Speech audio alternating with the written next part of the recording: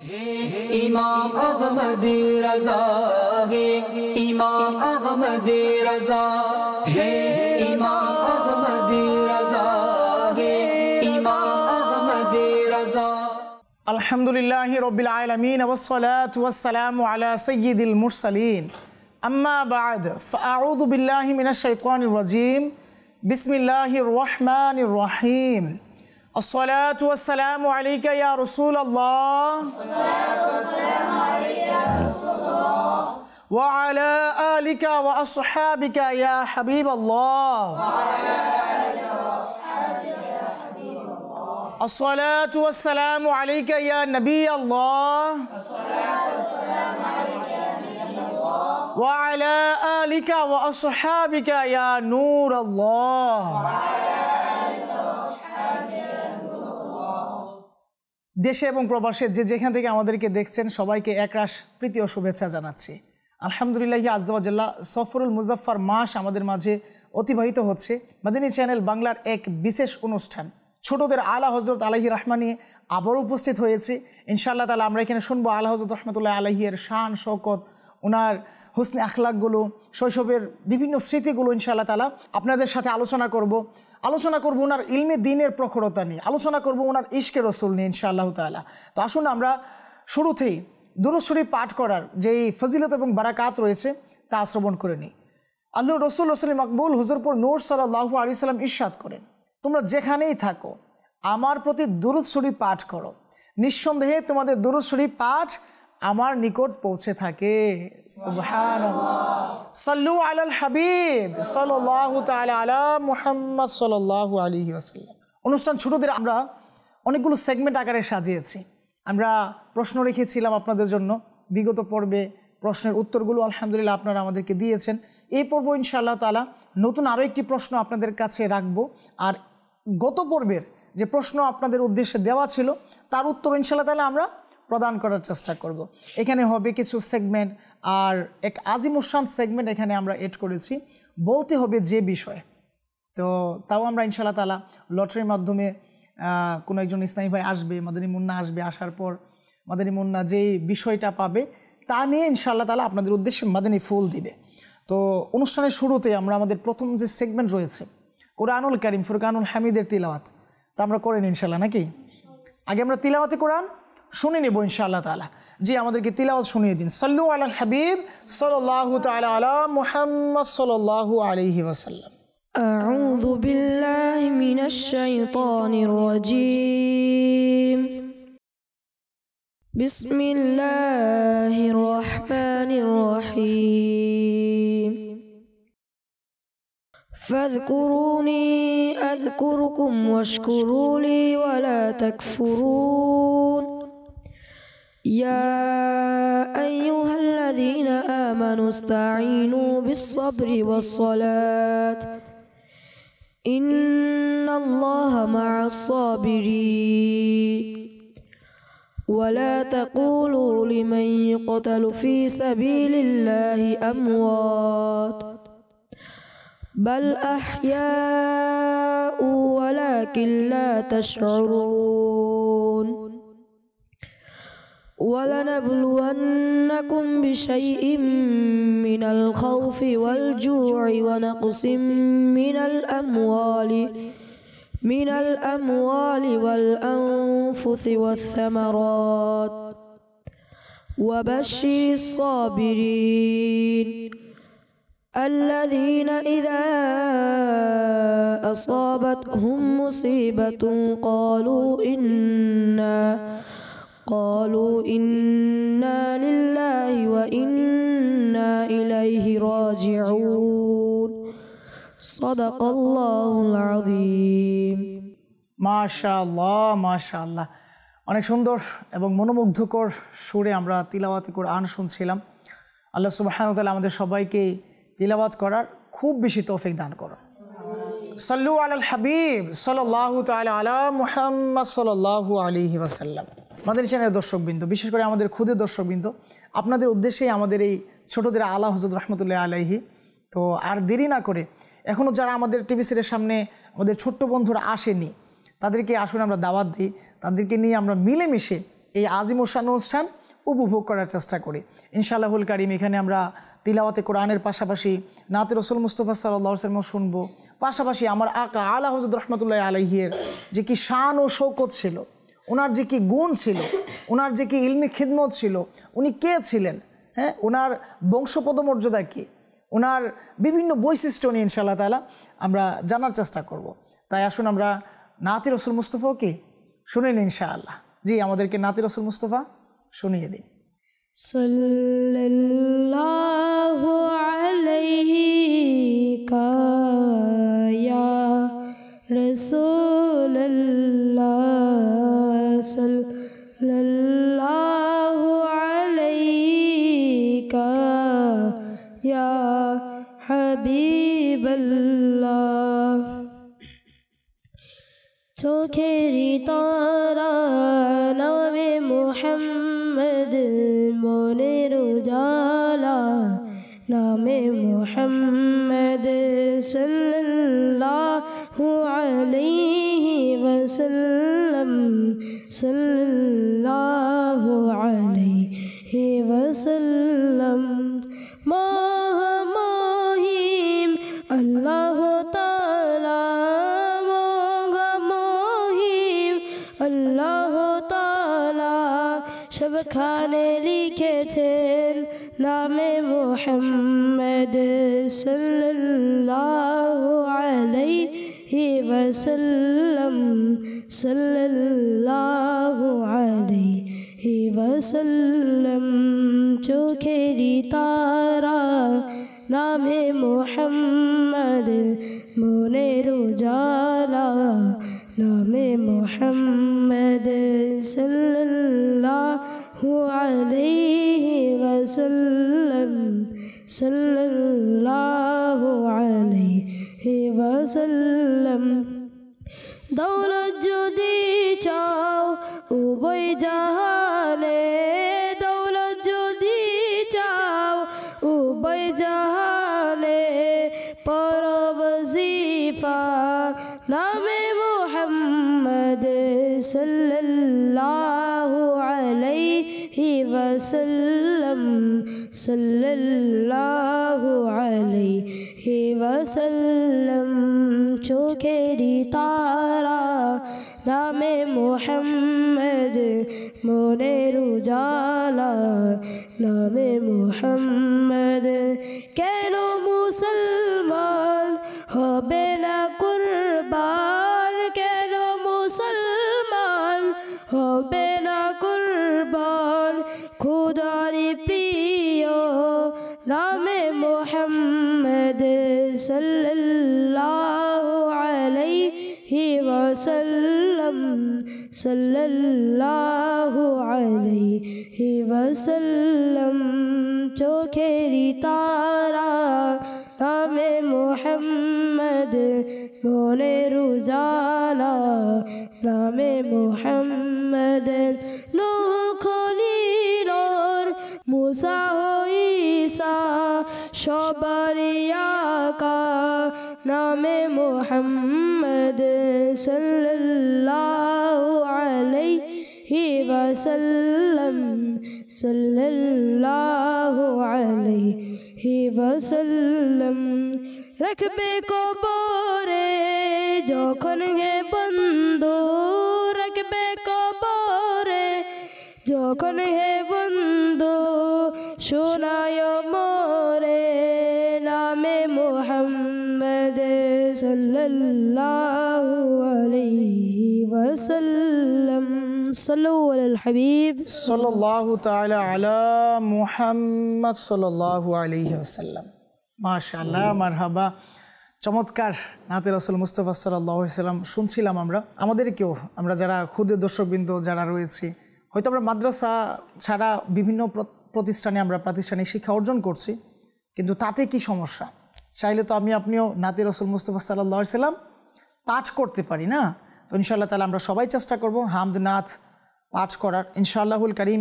এর বদলতে আমাদের দিলে অনেক সুকুন তৈরি হবে, অনেক শান্তি অর্জিত হবে ইনশাআল্লাহুল কারীম।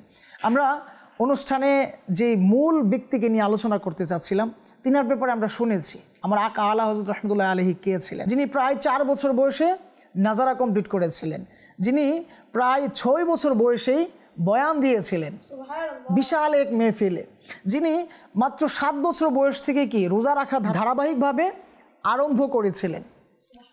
ফরজ যে রোজা রয়েছে একটি রোজা উনি কাজা করেননি, হ্যাঁ, যিনি প্রায় 13 বছর 13.5 বছর বয়সে আলিমে দ্বীন হয়ে গিয়েছিলেন, যিনি প্রায় 50টিরও অধিক বিষয়ে কলম তুলেছিলেন, কিতাব রচনা করেছেন।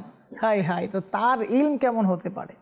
তো সেই আলা হযরত আলাইহি রাহমা, যিনি মুজাদ্দিদ দ্বীন ও মিল্লাত, যিনি ইমামে আহলে সুন্নত, যাকে আমি আপনি আমার আপনার হৃদয়ের জায়গায় ঠাঁই দিয়েছি, আমি আপনি যাকে আমার আপনার হৃদয়ে লালন করি, সেই ইমামে আহলে সুন্নত আলা হযরত রহমতুল্লাহ আলাইহির আজিমুশান এক অনুষ্ঠান ছোটদের আলা হযরত নিয়ে ওনারই উরুস শরীফের মাস সফরুল মুজাফফরে আপনাদের সামনে নিয়ে হাজির হয়েছি। তো ইনশাআল্লাহ তাআলা আমরা জানবো ওনার এক ইলমি যে খেদমত রয়েছে, ওনার তো আসলে 1 নয় 2 নয় 100 নয়, এমন এমন ইলমি খেদমত রয়েছে যা হয়তো আমি আপনি কল্পনাও করতে পারবো না। আজকাল আমরা এটাই ভাবি যে যারা ইমাম সাহেব রয়েছেন, যারা কারি সাহেব রয়েছেন, বা যারা হুজুর রয়েছেন, আমরা মানে সাধারণভাবে আমরা হুজুর বলে থাকি না, তো তারা হয়তো বিজ্ঞানের বিষয় নিয়ে খুব একটা জানেন না, তারা হয়তো ইংরেজি বিষয়ে খুব একটা ভালো বোঝেন না, তারা হয়তো গণিত শাস্ত্রে খুব একটা পারদর্শী না, তারা হয়তো ভূগোল সম্পর্কে খুব একটা ভালো জানেন না, তারা হয়তো জ্যোতির্বিদ্যা সম্পর্কে কোনো ধারণাই রাখে না। না, এই যে নামগুলো বলেছি, এগুলো অনেক অনেক নামই হয়তো আপনারা বুঝতে পারতেছেন না যে এই নামগুলো কি। তো এগুলো এক একটা জ্ঞানের শাখা, এক একটা জ্ঞানের দরজা। তো অনেকেই মনে করে যে হুজুররা হয়তো এগুলো জানে না, এইসব বিষয় অজ্ঞ, মাআযাল্লাহ এরকমটা বলে থাকে বা মনে করে। কিন্তু আলা হযরত আলাইহি রাহমা, উনি এমন একজন আল্লাহর ওলি ছিলেন, এমন একজন জ্ঞানী গুণী ব্যক্তি ছিলেন, যিনি কিনা 50টিরও অধিক বিষয়ের জ্ঞান রাখতেন। আর এরই ধারাবাহিকতায় গণিত শাস্ত্রে উনি যে কত বড় পণ্ডিত ছিলেন, কত বড় জ্ঞানী ছিলেন, এই ঘটনা যদি আমরা শ্রবণ করি তাহলেই তো আমরা আজ করতে পারবো। আলা হযরত রহমতুল্লাহ আলাইহিকে আল্লাহ সুবহানাহু ওয়া তাআলা এত বড় রহমত দিয়েছেন, এত এত দয়া করেছেন যে তিনি রহমতুল্লাহ আলাইহি, এই যে আমরা সময় দেখি না, ঘড়ির বিনিময়ে সময় দেখি, তো ওই সময় তো ঘড়ি ছিল না, এত টেকনোলজি ছিল না, তো তখন কিভাবে সময়কে নির্ধারণ করা হতো? বলা হচ্ছে তখন সূর্যকে কেন্দ্র করে, সূর্যের যে ছায়া পড়তো, রাতের যে তারকারাজি অর্থাৎ নক্ষত্র ছিল, ওই নক্ষত্র ওই সূর্যের ছায়াকে কেন্দ্র করে কি করা হতো? সময়কে নির্ধারণ করা হতো। তো আলা হযরত রহমতুল্লাহ আলাইহি দিনের বেলায় সূর্য ও রাতের বেলায় নক্ষত্র দেখে তিনি নির্ভুলভাবে সময় নিরূপণ করতে পারতেন। বলা হচ্ছে এতে কখনো 1 মিনিটেরও তারতম্য হতো না। সুবহানাল্লাহ। তাহলে একবার ভাবুন যে আলা হযরত রহমতুল্লাহ আলাইহির জ্ঞানের পরিধি কেমন ছিল। তো আলা হযরত রহমতুল্লাহ আলাইহি গণিত শাস্ত্রে অনেক বড় পণ্ডিত ছিলেন। তো তিনি রহমতুল্লাহ আলাইহি অসাধারণ প্রতিভার অধিকারী ছিলেন। কথিত আছে আলিগড় বিশ্ববিদ্যালয়ের ভাইস চ্যান্সেলর ডক্টর জিয়াউদ্দিন, যিনি গণিত শাস্ত্রে বিদেশি ডিগ্রি অর্জন করেছিলেন। আমরা অনেকেই ডিগ্রি অর্জনের বাহিরে যাই না, ডক্টরেট ডিগ্রি যাকে বলা হয় বা পিএইচডি ডিগ্রি আমরা বলি, অর্থাৎ মানে অনেক বেশি জ্ঞান হাসিল করার জন্য দেশের যে শিক্ষা আছে এই শিক্ষাকে শেষ করার পরে অনেকে বিদেশ থেকে উচ্চশিক্ষা অর্জন করে আসে। এরকম একজন ব্যক্তি ছিলেন আলিগড় বিশ্ববিদ্যালয়ের ভাইস চ্যান্সেলর, যার নাম ছিল ডক্টর জিয়াউদ্দিন। ওনার যে জ্ঞানের পরিধি ছিল, ওনার গণিত শাস্ত্রে এত এত জ্ঞান ছিল যে ওই ব্যক্তি অর্থাৎ ডক্টর জিয়াউদ্দিন উনি স্বর্ণপদকও লাভ করে। অর্থাৎ উপহার সামগ্রী কোনো কিছুতে যখন রাষ্ট্রীয়ভাবে বা জাতীয় পর্যায়ে বা আন্তর্জাতিক পর্যায়ে যখন কোনো কিছুর প্রতিযোগিতা হয়, ওইখানে যখন জ্ঞানী গুণীরা প্রতিযোগী হিসাবে থাকে, এর মধ্যে যারা প্রথম হয় বা যারা ভালো কিছু করে তাদেরকে পুরস্কৃত করা হয় না? তো এরকম ডক্টর জিয়াউদ্দিনকেও কি করা হয়েছিল? পুরস্কৃত করা হয়েছিল, স্বর্ণপদক দেওয়া হয়েছিল ওনাকে। তো একবার ভাবুন যে ওই ব্যক্তি কত বড় মাপের একজন জ্ঞানী ছিল, তার গণিতের কত ধারণা ছিল, তিনি গণিত কত ভালো বুঝতেন। তো ওই ব্যক্তি একদা কোনো এক গাণিতিক সমস্যার সমাধানের জন্য খুব পেরেশানগ্রস্ত হয়ে গেল, কোনো একটা গাণিতিক সমস্যায় উনি পড়ে গেলেন। তো এই সমস্যা সমাধানের জন্য উনি এদিক সেদিক বিভিন্ন ধরনের পরামর্শ উনি নিচ্ছেন। তো উনি পরামর্শ ওরকমভাবে পাচ্ছেন না, ওনার যেটা দরকার, যেই সমাধানটা তার দরকার সেরকম সমাধান উনি পাচ্ছেন না, বিভিন্ন জায়গায় যাচ্ছে। তো পরবর্তী সময় উনি সিদ্ধান্ত নিল যে জার্মানে চলে যাবে।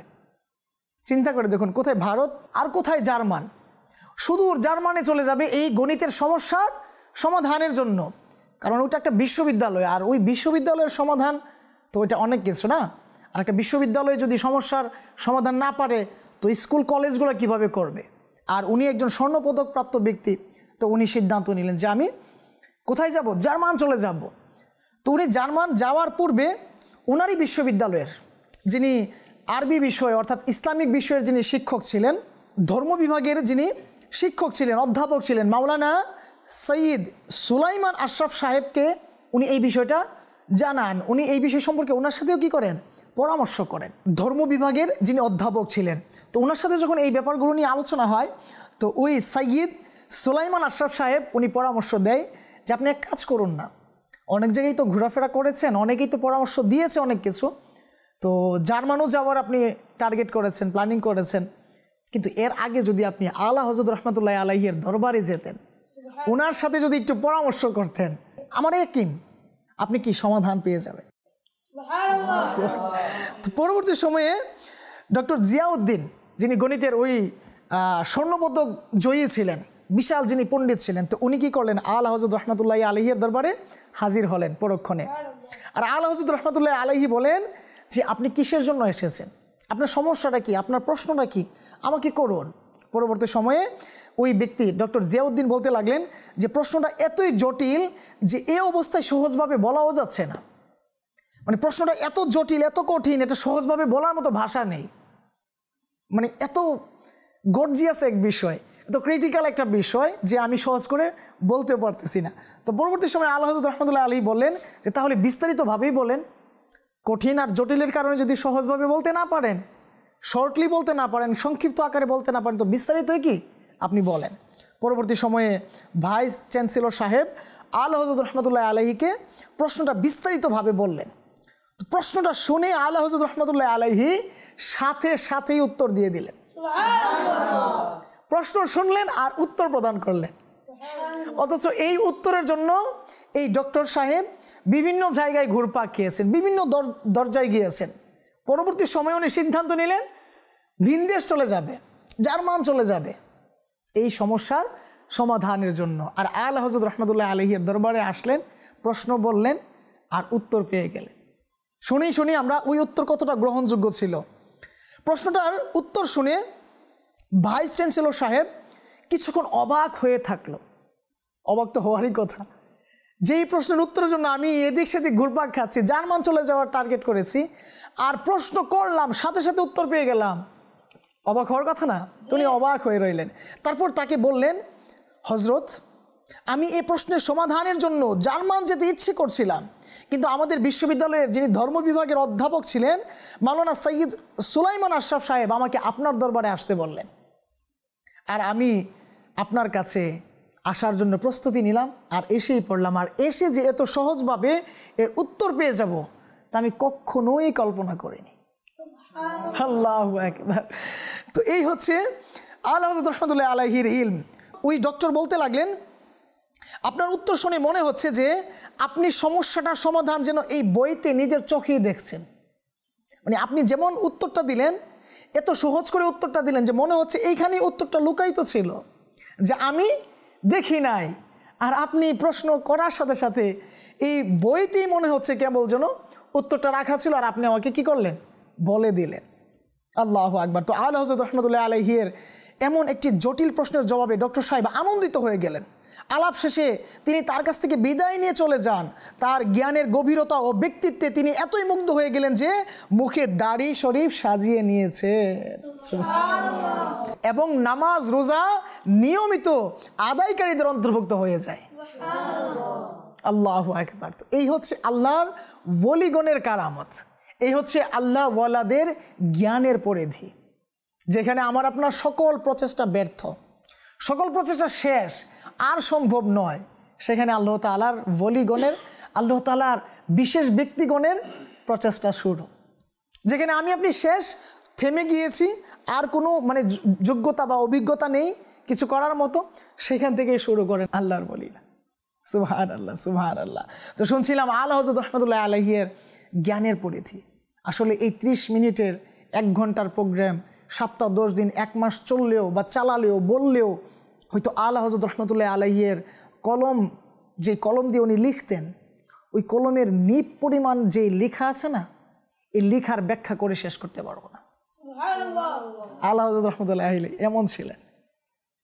তো যিনি এত এত জ্ঞানের অধিকারী ছিলেন, তিনি হচ্ছেন আমাদের নেতা, আমরা তার অনুসারী, আর আমরা খুব ভালোবাসি আলা হযরত রহমতুল্লাহ আলাইহিকে। আর আমাদের পীর ও মুর্শিদ বানিয়ে দাওয়াত ইসলামী প্রতিষ্ঠাতা কেমন ভালোবাসেন আলা হযরত রহমতুল্লাহ আলাইহিকে, যে ওনার উরুস শরীফের মাসে উনি তাগিদ দিয়েছেন আমাদেরকে অন্তত ন্যূনতম যেন আমরা এই উরুস শরীফকে উদযাপন করার জন্য ন্যূনতম 25 বার সূরা ইখলাস শরীফ পাঠ করি। তারপর করবো তো ইনশাআল্লাহ। কতবার করবো ইনশাআল্লাহ? 25 বার ইনশাআল্লাহ। কি সূরা? ইখলাস শরীফ পড়বো তো ইনশাআল্লাহ। তো মাদানী চ্যানেলের ক্ষুদে দর্শকবৃন্দ, আপনাদের উদ্দেশ্যে বলা, আমরা ইনশাআল্লাহ তাআলা নিয়ত করি এই মহান ওলি কামিলের উরুস শরীফ ধুমধাম উদযাপন করব। আমরা হয়তো আমাদের বার্থডে বা বিভিন্ন প্রোগ্রাম উদযাপন করি, হয়তো এখানে নেকির কাজ খুব একটা করা হয় না, তো যেখানে আল্লাহ ওয়ালাদের আলোচনা হয় সেখানে আল্লাহ তাআলার রহমত বর্ষিত হয়, যেখানে তিলাওয়াতে কোরআন হয়, যেখানে হামদ ও সানা হয়, যেখানে ইলমি দিন হাসিল হয়, সেখানে তো অবশ্যই রহমত বর্ষিত হবে। তো এই জন্য আসুন আমরা আল্লাহ তাআলার এই মহান ওলি কামিলের উরুস শরীফকে উদযাপন করার জন্য ইসালে সওয়াবের উদ্দেশ্যে আমরা 25 বার, দৈনিক 25 বার করে আমরা কি করব? ইখলাস শরীফ পাঠ করব ইনশাআল্লাহুল কারীম। তো মাদানী চ্যানেলের ক্ষুদে দর্শকবৃন্দ, আপনারা শুনছিলেন আলা হযরত রহমতুল্লাহ আলাইহির জ্ঞানের পরিধি কী ছিল, গণিত শাস্ত্রে উনি কতটা পাকাপুক্ত ছিলেন। আজকে হয়তো আমরা অনেক সময় 2 2 2 তারপরে 3 যোগ করলে কত হয় বলতে পারি না। হ্যাঁ, কত হয়? 9 হয়। 2 কবে বলছিলাম? 3 বার বলছিলাম না? তো 3 দুগুণে 6 আর 3 9। তো আমরা তাড়াতাড়ি বললে কি পারি না, এমন কিছু মানে সহজ সমাধান আছে, সেটা হয়তো আমরা বুঝতে পারি না, সেটা হয়তো আমাদের মাথায় ধরে না। তো তখনই ধরবে যখন আমি আপনি নেককার হব, তখনই আমার আপনার কঠিন বিষয়গুলো সমাধান করতে সহজ হবে, যখন আমি আপনি আল্লাহ তাআলার গোলামি করব, আল্লাহ তাআলার নেককার বান্দাদের সোহবতে থাকবো, ওনাদেরকে অনুসরণ করব। তো আল্লাহ সুবহানাহু ওয়া তাআলা আমাদের সবাইকেই আল্লাহ তাআলার ওলিগণের সোহবত হাসিল করার তৌফিক দান করুন, ওনাদেরকে অনুসরণ করার তৌফিক দান করুন।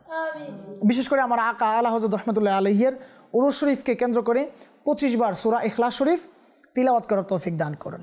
মাদানী চ্যানেলের দর্শকবৃন্দ, আমরা গত পর্বে আপনাদের জন্য প্রশ্ন রেখেছিলাম, তো আজকে আমরা এর উত্তর এই পর্বে দিয়ে দিব ইনশাআল্লাহুল কারীম। পাশাপাশি আরও নতুন একটি প্রশ্ন আপনাদের মাঝে রাখবো। গত পর্বের প্রশ্ন ছিল আলা হযরত রহমতুল্লাহ আলাইহি কত বছর বয়সে সর্বপ্রথম ওয়াজ নসিহত শুরু করেছিলেন? মাশাআল্লাহ, 6 বছর বয়সে। মাশাআল্লাহ। জি, আমাদের চ্যানেল দর্শকবৃন্দ, আপনারাও অনেকেই আলহামদুলিল্লাহ সঠিক উত্তর দিয়েছেন, আর আমাদের মাদানী মুন্নারাও মাশাআল্লাহ সঠিক উত্তর দিয়েছেন যে আলা হযরত রহমতুল্লাহ আলাইহি মাত্র 6 বছর বয়সেই কি ওয়াজ নসিহত শুরু করেছিলেন। আল্লাহু আকবার। আগামী পর্বের জন্য আপনাদের প্রতি প্রশ্ন থাকবে ইনশাআল্লাহ তাআলা। আগামী পর্বে এর উত্তর আমরা নিয়ে নিব যে আলা হযরত রহমতুল্লাহ আলাইহি দরসে নিজামি, অর্থাৎ উনি দাওরায়ে হাদিস শরীফ কত বছর বয়সে তিনি আলিমে দিন যে কোর্স রয়েছে, দরসে নিজামি যে কোর্স রয়েছে তা সম্পন্ন করেছিলেন। আগামী পর্বে ইনশাআল্লাহুল কারীম আপনাদের কাছ থেকে এর উত্তর নিব, আপনারা এর উত্তর খুঁজতে থাকুন।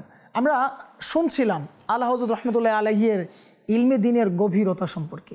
উনি কত বড় একজন পণ্ডিত ছিলেন গণিত শাস্ত্রের, যিনি কিনা বিদেশ থেকে ডক্টরেট ডিগ্রি এনেছিলেন, যিনি কিনা স্বর্ণপদক লাভ করেছিলেন, যার এত এত গণিত শাস্ত্রে খেদমত ছিল, সেই ব্যক্তি আলা হযরত রহমতুল্লাহ আলাইহির দরবারে এসেছিলেন কিসের জন্য? গণিতের সমাধান নেওয়ার জন্য। তো আপনাদের কাছ থেকে জানবো, আপনাদের কাছ থেকে কিছু মাদানী ফুল নিব আলা হযরত রহমতুল্লাহ আলাইহির এই ঘটনা থেকে, এই আলোচনা থেকে আপনি কি উপলব্ধি করলেন, তিনার জ্ঞানের গভীরতা কতটুকু, এই সম্পর্কে যদি বলতেন আপনারা। কে বলবেন? মাশাআল্লাহ, অনেকে হাত উঠিয়েছেন, আপনি বলেন। আলা হযরত উনি অনেক বড় একজন মুফতি ছিলেন এবং অনেক একজন আলেম ছিলেন। তার সাথে উনি 50টির অধিক জ্ঞান ছিলেন। 50টির অধিক বিষয়ের উনি জ্ঞানের অধিকারী ছিলেন। গণিত ছিলেন, গণিত শাস্ত্র ছিল, অর্থাৎ গণিত যে বিষয়টা এটারও কি জ্ঞান আল্লাহ হযরত রহমতুল্লাহ আলাইহির ছিল। জি মাশাআল্লাহ। আর কে বলবেন? আপনি বলবেন? দেন ওনার কাছে মাইক দেন। আলা হযরত রহমতুল্লাহ তাআলা আলাইহি যখন উনি ছোটবেলায় যখন ক্লাস করতেন তখনই ওনার উস্তাদের সামনে একজন ছাত্র এসে সালাম দিল। দেওয়ার পর ওনার উস্তাদ সে ছাত্রকে বলল যে তুমি বাবা বেঁচে থাকো। তখনই আলা হযরত রহমতুল্লাহ তাআলা আলাইহি ছোট অবস্থায় হারিয়ে গেলেন। বললেন যে উস্তাদজি এটার উত্তর তো এটা না, এটার উত্তর রয়েছে ওয়ালাইকুম আসসালাম। সুবহানাল্লাহ সুবহানাল্লাহ, আল্লাহু আকবার। খেয়াল করছি আমরা ব্যাপারটা, একটু খেয়াল করে আসুন যে শিক্ষককে ছাত্র সালাম দিলেন, কি বললেন যে আসসালামু আলাইকুম, আর শিক্ষক বললেন বেঁচে থাকো বাবা। আসসালামু আলাইকুমের উত্তর কি বেঁচে থাকো বাবা? সচরাচর আমাদের ক্ষেত্রে হয়ে যায়, তখন আমরা কি মেনে নেই? আমরা আর এটা বোঝানোর চেষ্টা করি না যে স্যার এটা তো এইভাবে না, হুজুর এটা তো এইভাবে না, এর উত্তর তো রয়েছে একটা ওয়ালাইকুম আসসালাম। তো আমরা এটা বলতে পারি না, হয়তো আমাদের বিবেকে ধরে না, জ্ঞানে আসে না। আর আল্লাহ হযরত রহমতুল্লাহ আলাইহি সেই শৈশবকালে আপনাদের মতো বয়সে এইভাবে নরম আন্দাজে, হ্যাঁ, শ্রদ্ধা ভক্তির সাথে শিক্ষককে কত সুন্দরভাবে বুঝিয়ে দিলেন যে স্যার উস্তাদ মহাশয় এটা এইভাবে না, এটা মনে হয় এইভাবে। আল্লাহু আকবার। তো তিনি হচ্ছেন আল্লাহ হযরত রহমতুল্লাহ আলাইহি। মাশাআল্লাহ, শুনবো আরও অনেক কিছু ইনশাআল্লাহুল কারীম। তো আমাদের এখান থেকেও কয়েকজন হাত উঠিয়েছিলেন, আপনি জি বলেন। আল্লাহ হযরত রহমতুল্লাহ তাআলা আলাইহি যখন ছোট ছিলেন তখন তার দাদা যান তাকে মাদ্রাসা নিয়ে আসেন। তখন উস্তাদি তাকে জবর শিখান, তা বলেন জের, এবং দাদা যান মনের চোখ দিয়ে বলেন যে বড় হলে অনেক বড় একজন আলিমের দিন হতে পারবেন। আয় হায় আয় হায় সুবহানাল্লাহ। জি তারপর কোরআন শরীফের চাপাই এটা জবর ছিল, তা ভুল ছিল, তার জন্য আল্লাহ হযরত রহমতুল্লাহ তাআলা আলাইহি বুঝে গিয়েছিলেন। হায় হায়, আল্লাহ হযরত রহমতুল্লাহ আলাইহি ধরে ফেলেছিলেন যেখানে জের হওয়ার কথা কিন্তু ভুলে প্রিন্টিংয়ে সমস্যা হয়ে গিয়েছিল, যার কারণে এখানে জবর দেওয়া। তো এই হচ্ছে আল্লাহ হযরত রহমতুল্লাহ আলাইহি।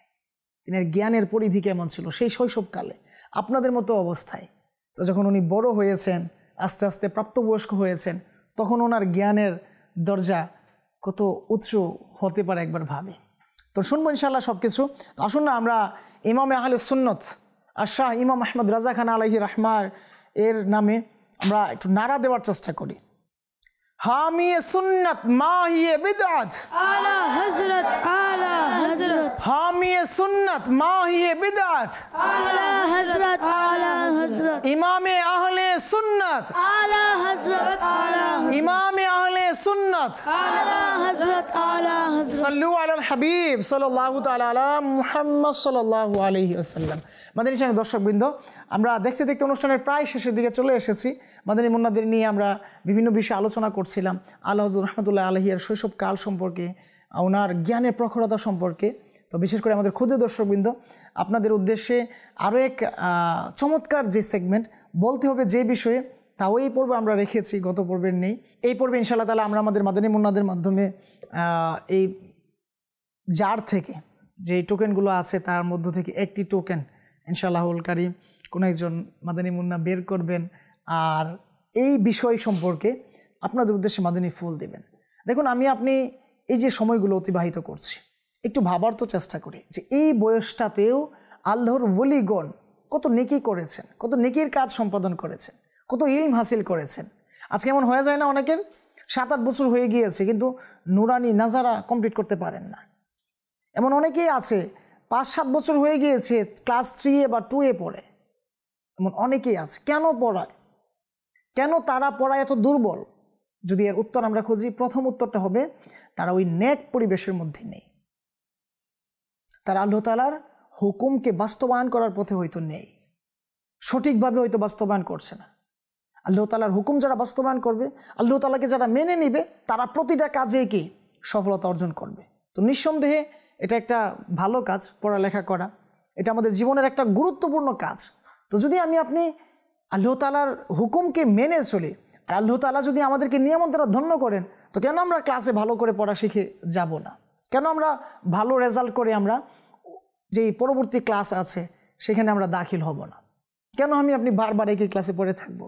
কেন আমি বারবার বারবার একই পারা হ্যাঁ পড়তে থাকবো কিন্তু মুখস্থ হচ্ছে না? তো বুঝতে হবে যে আমার আপনার হয়তো নেকির কাজ অনেক কমে গিয়েছে, বা আমার আপনার কাছ থেকে হয়তো নেকির কাজ কি প্রকাশ পাচ্ছে না, আল্লাহ তাআলার হুকুম হয়তো বাস্তবায়ন হচ্ছে না।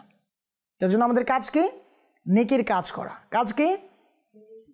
শুধু শুধু সময়কে নষ্ট না করা, বিভিন্ন খেলাধুলায় বিভিন্ন বাজে আড্ডায় যেন আমি আপনি সময় নষ্ট না করি। জি, আমাদের ডান পাশ থেকে একজন আসেন, কে আসবেন? আসেন, আপনি আসেন, আপনি আসেন। মাশাআল্লাহ মাশাআল্লাহ, চারা গাছ এসেছে। জি, চারা গাছ সম্পর্কে যদি আপনি কিছু বলতেন। চারা গাছ আমরা ভালো মতো রোপণ করব এবং যত্ন নিব। মাশাআল্লাহ, প্রতিদিন অন্যদেরকে পানি দেব। তারপর পানি দিয়ে যদি বড় হয় তখন কি করব? পানি দিয়ে বড় হলে তাদেরকে দেখাশোনা করবো ভালো মতো। বিভিন্ন ধরনের যে নেট আছে, জালি আছে, এগুলো দিয়ে কি ঢেকে রাখবো যেন ছাগল বা গরু মহিষ নষ্ট করতে না পারে, বা কোনো মানুষের দ্বারা যেন নষ্ট না হয়। এইভাবে আমরা কি করব? গাছগুলোকে ঢেকে নিব, সুরক্ষিত করবো ইনশাল্লাহ। মাশাআল্লাহ। জি, এই পাশ থেকে একজন আসেন, কে আসবেন? আপনি আসেন। জি, ইমাম আহমদী রাজা হে ইমাম আহমদী রাজা। দুর্যোগ, আপনার বিষয় দুর্যোগ। তো দুর্যোগ নিয়ে যদি আপনি কিছু মাদানী ফুল দিতেন। দুর্যোগ হলো প্রাকৃতিক যে কোনো সমস্যা, যেমন বন্যা, ঘূর্ণিঝড় ইত্যাদি ইত্যাদি। তো এই সময় আমাদের কি করা উচিত? এই যে বন্যা বা ঘূর্ণিঝড় আসলো, হ্যাঁ, বিভিন্নভাবে ক্ষয়ক্ষতি হলো, ফসলের ক্ষতি হলো, বা বন্যায় বাড়িঘর ভেসে গেল, এই সময় আমরা কি করব? এই সময় আমাদের ধৈর্য ধরা উচিত এবং যার নিয়ামত আছে তা উপভোগ করা এবং আল্লাহ তাআলার বেশি বেশি ইবাদত করা। মাশাআল্লাহ মাশাআল্লাহ, অনেক সুন্দর বলেছেন। জি, আপনি আপনার আসন গ্রহণ করুন। হ্যাঁ, প্রিয় ইসলামী ভাইরা এবং মাদানী চ্যানেলের ক্ষুদ্র দর্শকবৃন্দ, আমাদেরকে ধৈর্য ধারণ করতে হবে। নিঃসন্দেহে আল্লাহ সুবহানাহু ওয়া তাআলা ধৈর্যশীলদের সাথেই আছেন। তো আমরা ধৈর্য ধারণ করবো ইনশাআল্লাহ তাআলা। বিপদ আসবে, ইনশাআল্লাহ চলে যাবে। এই সময়ও কি চলে যাবে, অসুস্থতাও চলে যাবে, দুঃসময়ও চলে যাবে, কিন্তু থেকে যাবে কি ওই সময় আমার আপনার অবস্থান। আমি কি অবস্থানে ছিলাম ওই সময়, আমি কতটুকু আল্লাহ তাআলার ফরমাবরদার হয়েছিলাম, মারাদাল্লাহ কতটুকু নাফরমানি করেছিলাম। তার জন্য যে কোনো বিপদ আপদে আমাদের কি করতে হবে? ধৈর্য ধারণ করতে হবে। তবেই আমার আপনার কি কল্যাণ রয়েছে। অভিযোগ না করা, হ্যাঁ, চিৎকার চেঁচুমেচু না করা, বাবা মাকে কষ্ট না দেওয়া। আল্লাহ সুবহানাহু ওয়া তাআলা আমাদেরকে বোঝার তৌফিক দান করুন। আর নিঃসন্দেহে আমাদের মাদানী মুন্নারা যারা রয়েছেন, মাদানী চ্যানেলের ক্ষুদ্র দর্শকবৃন্দ যারা রয়েছেন, তারা এমন নয়, তারা ধৈর্যশীল, তারা অনেক ভালোভাবে নিজেদের যে দুঃসময়গুলো রয়েছে তা অতিক্রম করেন। তো আল্লাহ সুবহানাহু ওয়া তাআলা আমাদের সবাইকে ইলমে দ্বীন হাসিল করার তৌফিক দান করুন। আর বিশেষ করে এই ছোটদের আলা হযরত রাহমাতুল্লাহ আলাইহি এই আজিম ওসান প্রোগ্রামকে উপভোগ করার তৌফিক দান করুন। সময় প্রায় শেষের দিকে, চলে যেতে হবে ইনশাআল্লাহ তাআলা। আসবো আগামী পর্বে, ততক্ষণ পর্যন্ত সুস্থ থাকুন, ভালো থাকুন, পিতামাতার কথা শুনুন, আর মাদানী চ্যানেল দেখতে থাকুন। সাল্লু আলাল হাবিব সাল্লাল্লাহু তাআলা আলা মুহাম্মদ সাল্লাল্লাহু আলাইহি ওয়াসাল্লাম। ইমাম আহমদী রাজা হে ইমাম আহমদী রাজা হে ইমাম